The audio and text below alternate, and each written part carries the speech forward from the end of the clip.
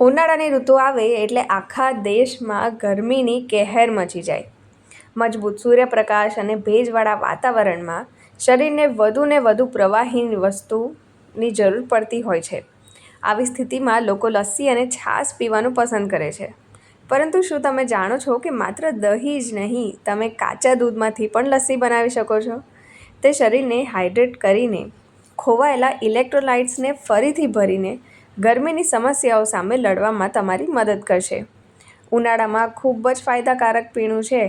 તેનો ઉપયોગ યકૃત અને મૂત્રાશયની ગરમીને નિષ્ક્રિય કરવા માટે થાય છે અને પેશાબ દરમિયાન અને તે પછી થતી જે અગન છે, એટલે કે જે બર્નિંગ સેન્સેશન છે, એને ઘટાડવાનું કામ કરે છે, એટલે કે બળાશ ઘટાડે છે. તો ચાલો જાણીએ આ કાચા દૂધની લસ્સી કઈ રીતે બનાવવામાં આવે છે અને તેનાથી શરીરને કઈ રીતે ફાયદો થાય છે. કાચા દૂધમાં વિટામિન્સ અને ખનિજો ભરપૂર માત્રામાં હોય છે અને હેલ્ધી ફેટ્સ પણ હોય છે. આ બધા પોષક તત્વો તમને મળે છે જ્યારે તમે કાચા દૂધની લસ્સી પીઓ છો, કારણ કે કાચા દૂધની લસ્સી કાચા દૂધમાંથી બનાવવામાં આવે છે. તો તમને આ બધા પોષક તત્વો પણ મળે છે.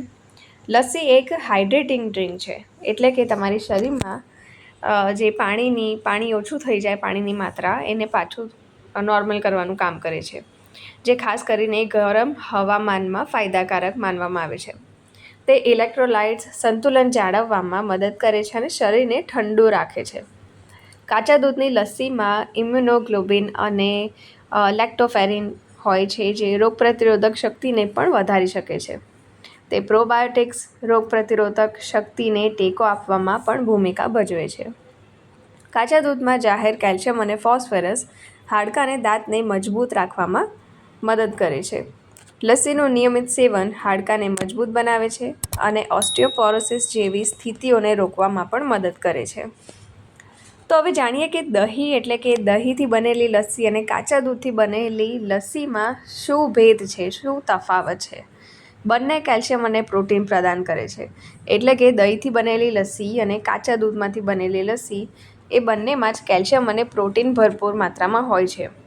પરંતુ દહીંની જે આપણે લસ્સી બનાવીએ એ પ્રોબાયોટિક્સ હોય છે અને ઓછા લેક્ટોઝવાળી હોય છે. દહીંની લસ્સી પાચન અને રક્ષણ સામે સારી રીતે માનવામાં આવે છે.